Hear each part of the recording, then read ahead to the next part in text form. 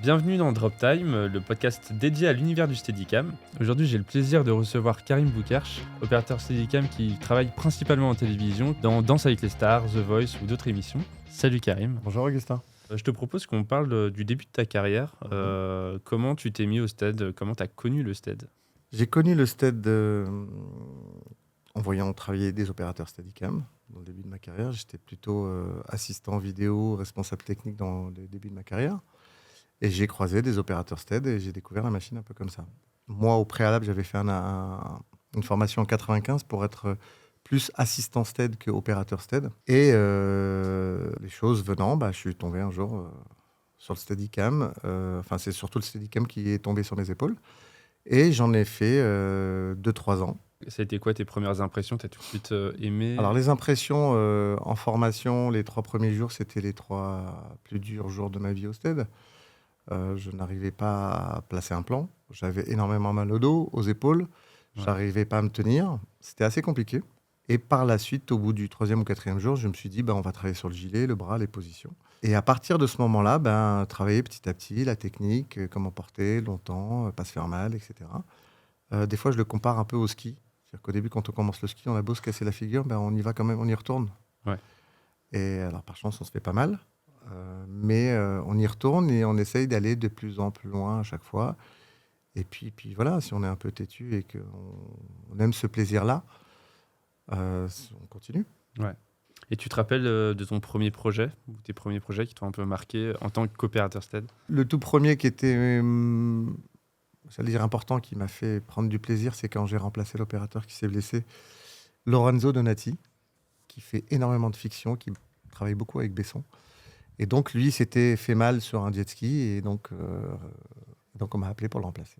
Donc, ce côté marquant de on me le met sur le dos et de remplacer Lorenzo, c'était assez spécial.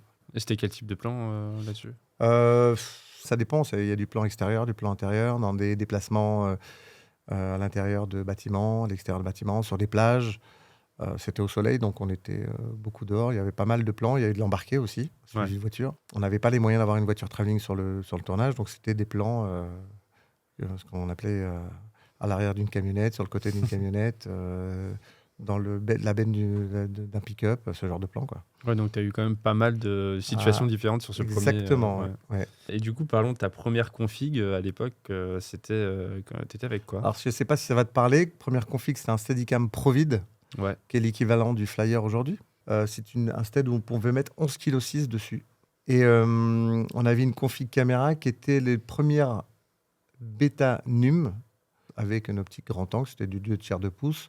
On avait une commande de points qui s'appelait la Genio. Et on avait des configs qui nous pesaient au total entre 14 et 15 kilos. Donc le Stead, on avait plus tendance à le porter que... Ouais. C'est pas le bras qui portait la totalité. Passer le Donc, poids à max, quoi. Ouais. c'est un exercice qui était assez compliqué. On avait pas mal de boom effect, Ouais. fait de porter le bras. Donc tu apprends pas mal avec ce genre de machine. Et donc là, tu as enchaîné sur d'autres séries avec AB Productions à Alors l'époque. j'ai arrêté, j'ai fait 3 ans de cette série-là, Ouais. entre autres. Ok. Et après, ça s'est arrêté. Ouais. Donc, retour sur Paris. Et là, je me suis dit, je vais aller au cadre. On m'appelait souvent pour être assistant vidéo, responsable technique et autres. Je faisais pas mal de HF broadcast aussi. Donc, j'ai eu une pause sans trop travailler de 3-4 ans. Et là, j'ai repris du Stead via une assistante réalisatrice avec qui je travaillais sur ces émissions-là, qui s'appelait C'est notre affaire. Une émission de télé où on se déplaçait, on partait le matin, on allait dans une usine ou un endroit où il y avait des ouvriers. On montait notre Stead, on tournait jusqu'à 14h, on mangeait sur place et on rentrait. Donc l'émission se faisait sur une journée. Il y avait 3 caméras, dont un Stead. Donc c'était assez intéressant. Plateau bonjour, plateau au revoir. Et puis des ITV, 3 ITV de 10 minutes à peu près. Et on faisait pas mal d'illustres dans le lieu où on tournait. Et c'est là où tu as mis du coup un peu un pied avec la télé? C'est là où j'ai remis le pied dans la télé. Ce premier jour a été, je pense, le jour le plus dur pour moi au Stead. Parce que je me remettais dans une machine que j'avais utilisée un bout de temps. C'était toujours la même machine, le Provid. Et on s'est retrouvé dans une usine de fabrication de meubles, tout seul, sans assistant, sans pointeur, à se déplacer, à faire des kilomètres dans la journée, à plus avoir de technique, à plus savoir comment se placer, gérer la machine. Et ce jour-là, j'ai dit, j'arrête, je ferai plus jamais de Stead de ma vie, c'est pas fait pour moi. Ah ouais. Et ce qui est drôle, c'est que la semaine d'après, on m'a appelé pour faire toute la fin de la saison, 4 jours par mois, pendant 2-3 mois. Et fin de saison, on me rappelle en septembre, on me dit Karim, on veut continuer avec toi. Et c'est là où j'ai décidé d'investir dans ma propre machine pour répondre à cette émission-là. Et tu as investi dans Symprovide aussi ou Alors, j'ai investi dans un Steadicam Clipper 2, qui est une machine pour les connaisseurs, qui est l'équivalent de l'Ultra à l'époque, D'accord. qui était simplifiée, qui était plus une machine pour faire de la télé, de l'audiovisuel. Et c'était avec un G50, une machine qui marche plus bien, lourd quand même. qui portait beaucoup plus lourd que ce que Ouais. j'avais avant avec le Provide. Et surtout que j'avais fait évoluer un peu le système en rajoutant un pointeur, un système pour faire le point et le diaph, qui a fait un peu évoluer l'émission et à la demande du réal, du chef-op. Et j'ai mon gilet perso, qui est un mélange de gilet qui est derrière moi, que je ne changerai jamais. Enfin, c'est mon gilet à moi, je l'ai cassé, reconstruit. Il est fait à sur mesure et c'est mon gilet, quoi. C'est celui avec lequel je suis le plus confortable, j'ai pas mal, je suis le mieux. Voilà. Ça fait combien de temps que tu l'as, ce gilet ? Alors, ce gilet, il a une histoire très drôle. C'est que quand j'ai commencé à faire du stead en 95 en formation chez Planning Camera, j'ai travaillé avec ce gilet-là. C'est le premier gilet que j'ai complètement démonté pour voir à quoi servaient les vis, les mousses, comment les placer. Et donc, j'ai fait ma formation pendant 15 jours avec ce gilet. Quand je bossais à AB Productions, on a fait un tournage à Saint-Martin, toujours au bord de l'eau. Il y a un opérateur qui a failli tomber dans l'eau. Donc, AB Productions a acheté un gilet qui était un gilet qui s'ouvrait avec ce qu'on appelait le parachute. Tu avais une poignée sur le côté et tu pouvais l'ouvrir. Si tu tombais dans l'eau, il s'ouvrait dans le dos et tu pouvais te libérer. Et ce gilet était le gilet avec lequel j'ai fait ma formation. Quand j'ai fait à Saint-Martin, je suis parti travailler pour remplacer Lorenzo Donati, il y avait ce gilet-là. Donc j'ai travaillé avec. Et quand j'ai commencé à faire du stead, AB Productions se sont débarrassés du matériel. Ils m'ont appelé pour me donner un Provide et ce gilet-là. Et aujourd'hui, c'est le gilet avec lequel je travaille depuis le début. Même avec mon clipper, j'avais ce gilet-là. Je l'ai cassé 3-4 fois, je l'ai refait. Voilà. Donc, je pense qu'il y a des signes. C'est mon petit gilet qui est derrière moi. Et qui n'est pas très beau, mais voilà, c'est mon gilet. C'est le plus confortable. C'est ça, il a une personnalité, on va dire. Ouais, c'est ça. Et on va faire un petit bond dans le temps. Aujourd'hui, maintenant, tu es sur les plus gros plateaux télé, The Voice, Danse avec les stars. Comment tu as débuté avec Danse avec les stars, par exemple ? Alors, les gros plateaux télé que j'ai commencé à faire au Steadicam, après cette émission-là, c'est passé par plusieurs réalisateurs. Le premier qui est un monsieur qui s'appelle Benjamin Cap, qui était assistant réalisateur, qui est le fils de Jean-Louis Cap, qui m'a mis sur ses émissions en tant que cadreur et qui m'a mis par la suite sur des émissions comme Masterchef, La Nouvelle Star, au Steadicam. Après, je suis passé par un monsieur qui s'appelle Pascal Duchesne, sur lesquels j'ai fait des émissions spéciales Star 80, Star 90, etc. Et après, j'ai croisé un monsieur qui s'appelle Tristan Carnet, qui lui m'a fait un peu exploser en télé, sur lequel il m'a pris sur tout début The Voice, et qui après m'a mis sur Danse avec les stars. Et après, depuis maintenant pratiquement 10 ans, 11 ans, qui me met sur toutes ces émissions. Donc, on pourrait faire la liste, mais ça va du The Voice, Danse avec les stars, Energy Music Awards, Téléthon. On a fait des défilés ensemble, on a fait toutes les émissions un peu grosses, fêtes de la musique. C'est lui qui fait tous les prime time télé. Okay. Il y avait moins d'opérateurs stead en télé à l'époque ? Il n'y en avait pas beaucoup. Il n'y en avait pas beaucoup qui faisaient ces émissions-là. Ouais. Il y en avait un ou deux. Et puis, donc, par chance, j'ai pris une place qui était un peu libre. Ouais. Et surtout que ces gens comme réalisateurs comme Franck Brocade, Tristan Carnet ont remis le stead à la télé. Parce qu'historiquement, le stead était pas mal à la télé. Ouais. Il a été remplacé par des machineries telles que les grues Luma, les juniors. Mais à chaque fois, le stead revient. Et aujourd'hui, on peut mettre, à mon sens, n'importe quelle machinerie en télé. Le stead reviendra toujours, il a une place. Enfin, il n'y a pas de machine aujourd'hui qui peuvent remplacer ce que fait un stead. S'il est bien utilisé en télé, je ne vois pas de quelle autre machine peut le remplacer, le stead, aujourd'hui. Et du coup, en télé, est-ce que tu as une expérience ou un plan que tu as gravé dans ta mémoire à nous raconter ? Il y a plein de choses gravées dans ma mémoire. Ça, j'imagine. Moi, il y a une étape importante dans ma vie d'opérateur stead. Ouais. C'est Danse avec les stars. Parce que faire un plan séquence sur une danse de 3 minutes avec des danseurs pros qui savent ce qu'ils font, qui sont calés, avec des danseurs stars qui ne sont pas des danseurs professionnels, donc qui peuvent se tromper, qui peuvent faire des choses magnifiques comme des choses un peu bancales. C'est ce qu'on leur demande en même temps. C'est un challenge à tenir. Et c'est assez intéressant pour moi parce que souvent les gens disent maintenant je suis le 3e danseur. C'est-à-dire que je dois apprendre une chorégraphie, je dois créer une chorégraphie avec le stead autour et c'est un challenge toutes les semaines. Et ça, pour un opérateur stead, qui aiment le plan séquence.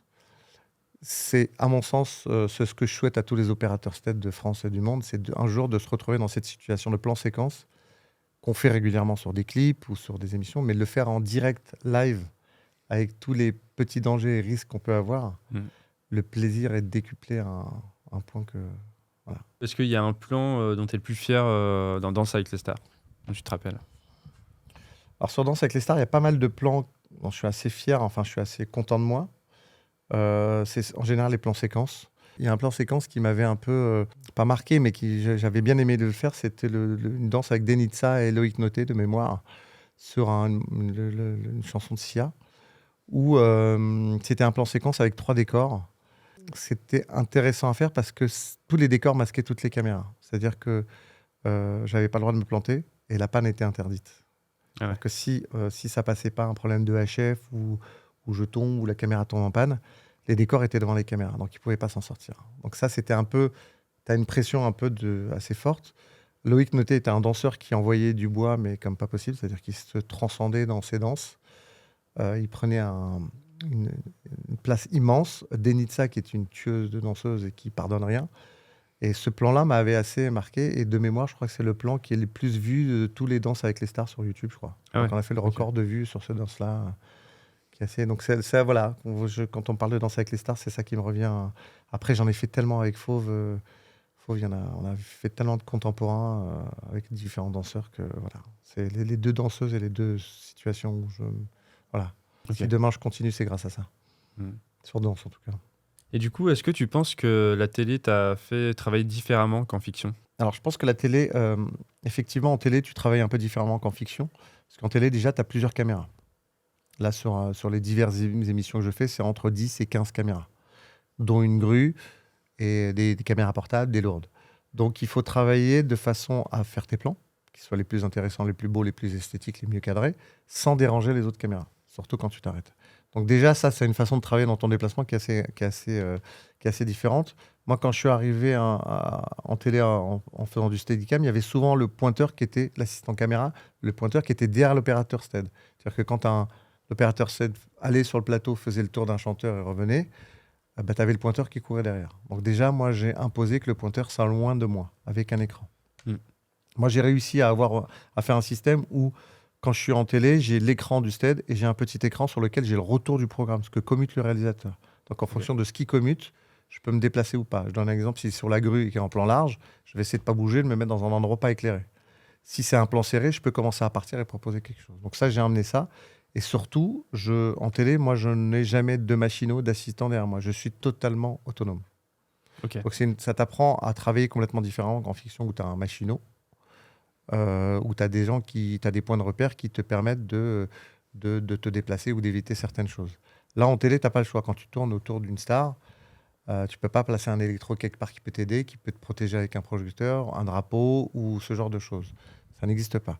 Donc c'est vrai que la télé te ramène des sens que tu n'as pas spécialement, ou que tu as complètement différemment en fiction. Ça serait intéressant de parler avec pas mal d'opérateurs sur ces produits qui sont différents, qui sont la fiction, la série, donc les gros films, la série, la télé, les petits institutionnels, etc., avec les moyens qu'on met derrière, si tu peux être accompagné de quelqu'un ou pas. C'est vrai que moi, je n'ai pas fait exprès, mais c'est vrai qu'un jour, on m'a fait remarquer qu'il n'y avait jamais personne avec moi et que j'arrivais à me déplacer sur plein de trucs.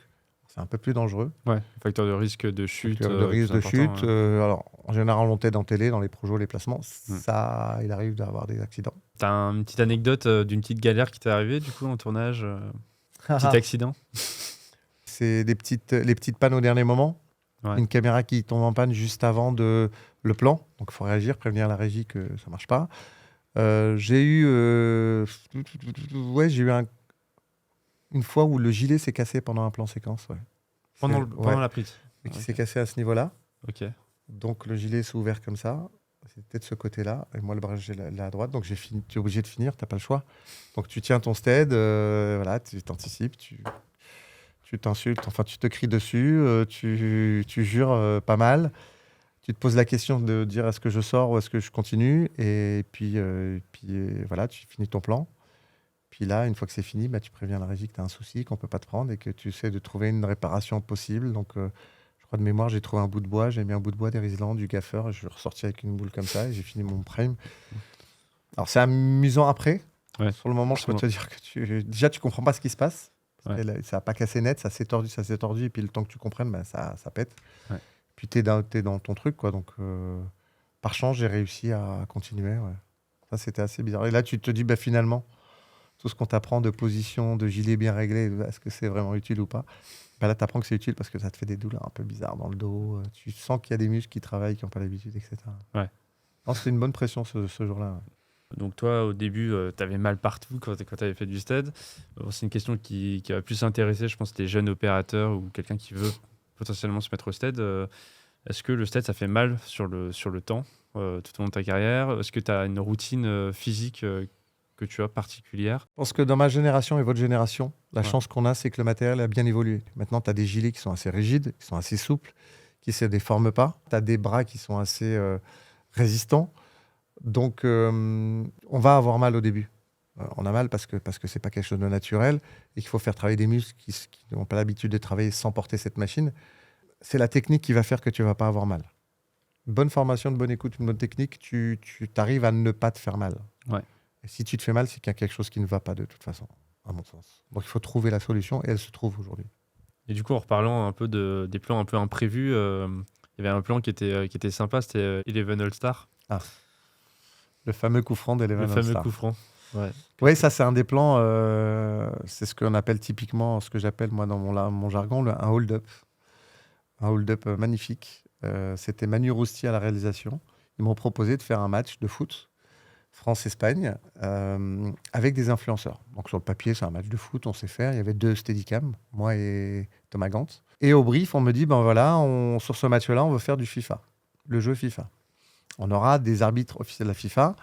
Il faut savoir que sur les matchs de foot, à partir du moment où ça joue, le ballon est en jeu, et même pendant les phases de jeu, les caméras n'ont pas le droit d'aller sur le terrain. C'est interdit. C'est formellement interdit, c'est pas possible. Ça n'existe pas. Et ils me disent au brief, on va faire un truc intéressant. Carnage veut, qui est le producteur de l'événement, dit on veut que ça se fasse comme sur FIFA. C'est-à-dire que si on a une caméra qui peut rentrer sur le terrain, accompagner les joueurs et jouer avec eux, on y va. Donc sur la première phase de jeu, on rentre un peu, les arbitres commencent à gueuler. Laura leur dit c'est notre match, on fait ce qu'on veut. Donc on fait 2-3 trucs, des petites insertions. Et à un moment, il y a une faute, un Espagnol sur un Français. Deuxième mi-temps. Et on cherchait un peu les plans. Et le Real me dit, qu'est-ce qu'on fait? Je lui dis, j'y vais. Il me dit, non, mais tu vas où? J'y vais. Et donc, je me rapproche des joueurs, mais pour filmer un mec qui est au sol et être à proximité. Donc, tu ne savais pas exactement ce que tu allais faire. On ne sait pas où on va. Mm. C'est pas du tout où on va. C'est-à-dire que moi, j'y vais, et il me dit, tu vas. Voilà. Ça se fait comme ça. Donc, je suis autour des joueurs. Donc, ça se discute, ça se bagarre un peu, l'arbitre. Donc, je fais un peu l'ambiance. Et moi, l'idée, c'est de sortir du terrain. Et à un moment, Manu me dit, mais comment on va sortir de là? Donc, je me mets derrière les joueurs, le mur. Comment on sort? Et là, le Real, il me commute. Et donc, moi, l'idée, c'est d'aller vers les joueurs du mur, d'aller vers le goal. Il me dit, sors. Je vois le goal, je dis, on va passer dans les buts. On passe dans les buts. Je ressors de l'autre côté. Et là, je zoome sur les joueurs et je sors. Pour moi, c'est un plan. Voilà, on a fait un plan, on s'est fait plaisir. Ce qui est magnifique, c'est que sur le coup franc, le ballon prend la trajectoire du stead que j'ai fait moi. Il tape le poteau, il ressort. Et une semaine après, ça fait un buzz énorme. Manu m'envoie la vidéo où on le voit, lui, me briefer, machin. Et voilà, on a fait un hold-up imprévu. Et c'est vrai que c'est un moment... franchement, si je pouvais le refaire sur un match, là, ça aimerait bien. Il y aura peut-être d'autres Eleven All-Star. C'est sur le papier, c'est en cours. On a plein d'idées. Du coup, on va pousser un peu le processus. Je ne vais pas vous dévoiler ce que j'ai en tête, mais on voudrait développer un truc un peu... aller un peu plus loin dans l'idée, Hâte de voir ça. J'ai hâte de voir le prochain Eleven All-Star, justement. On va passer au petit jeu. Un petit jeu, je ne sais pas si tu connais, tu préfères. Donc en fait, je vais te faire deux propositions et tu vas choisir celle que tu préfères, celle qui te correspond le plus. En 1 minute, tu vas essayer de répondre au plus de questions. La vache, attends. Donc mets-toi à l'aise, fais le vide. Je suis à l'aise, mais là, il y a combien de questions? Ça va dépendre de ta vitesse. Hein. Ouais, mais en tout, il y en a combien? Il y en a une quinzaine. De toute façon, si tu arrives à bout et que je vais devoir inventer après. C'est parti. Régular ou Goofy? Régular. Avec ou sans Volt? Avec Volt. G70 ou Bras Pro? G70. High mode ou low mode? Les deux. Couleur ou noir et blanc? Les deux. Beaucoup de violet dans mes couleurs. Danse ou musique? Danse. Config lourde ou légère? Alors, config lourde à 32 kg, c'est mon poids idéal. Studio ou extérieur? Beaucoup de studios par le fait. Penser ou agir? Les deux en même temps. Argentique ou numérique? Un numérique, malheureusement. Passé ou futur? Le futur, je regarde souvent devant moi. Cinéma ou télévision? Télévision, parce que j'en fais beaucoup. Jour ou nuit? Les deux. Drop time lent ou rapide? Pas de drop time. Optique fixe ou zoom? Zoom, beaucoup, moi. Éclairage naturel ou artificiel? Bah, beaucoup d'éclairage artificiel, malheureusement, mais j'aime bien le naturel, ouais. Ok, bah écoute, c'est top. Putain, ça met la pression, votre truc, là. Non, franchement, c'est cool. Ça passe tout seul. Alors, avant de terminer, est-ce que tu aurais des conseils à donner à un opérateur qui débute? Un opérateur comme moi Fais ou pas mon métier. plein d'autres qui te regardent? Reste chez toi, fais pas mon métier. Laisse-moi la place. Le meilleur conseil, c'est faites-vous accompagner. Appuyez-vous sur les gens qui sont déjà dans le métier, les jeunes et les vieux. Il y a plein de gens qui sont généreux, qui ont envie de donner de leur savoir, de prêter leur savoir, de vous aider à construire quelque chose. Un des exemples que je donne souvent en formation, c'est bien d'investir dans son matériel. Il faut investir dans son matériel parce que c'est votre confort. Mais allez pas trop vite. Parce qu'il y a le matériel à la mode, il y a le matériel qui marche bien, il y a le matériel de la star opérateur, il y a le matériel de l'opérateur qui travaille depuis 20 ans. Mais il y a le meilleur matériel, c'est le vôtre, celui que vous allez choisir. Donc c'est important, même si vous pouvez évoluer. Prenez le temps de choisir votre matériel, prenez le temps d'écouter les choses, appuyez-vous avec des gens, faites confiance aux gens et faites-le par plaisir surtout. Et surtout, formez-vous correctement tout le temps. Mettez-vous à jour tout le temps de ce qui se passe, de ce qui se construit, des évolutions, est-ce que c'est bien, c'est pas bien. Et surtout, faites vos choix. Ça, c'est important. C'est-à-dire que personne ne décide pour vous de ce que vous devez faire et comment vous devez le faire. On vous donne un projet, on vous donne un truc à faire, une histoire à raconter, une chorégraphie à suivre, une chorégraphie à faire, et faites-la à votre façon. On a la chance de faire un métier technique, et on a la chance de faire un métier artistique, dans lequel vous pouvez apporter quelque chose. Voilà. Si vous arrivez à apporter votre patte, votre touch, ou rien, mais que vous en tirez de plaisir et que vous donnez du plaisir aux gens. Quand on se couche le soir, on peut être mort, cuit. Si on se dit, putain, j'ai fait un truc qui est sympa, qui est bien, je pense que ça peut être pas mal. Bah merci. Merci beaucoup Karim pour ton Je t'en temps. prie. Merci à toi. Merci Augustin. C'est un plaisir.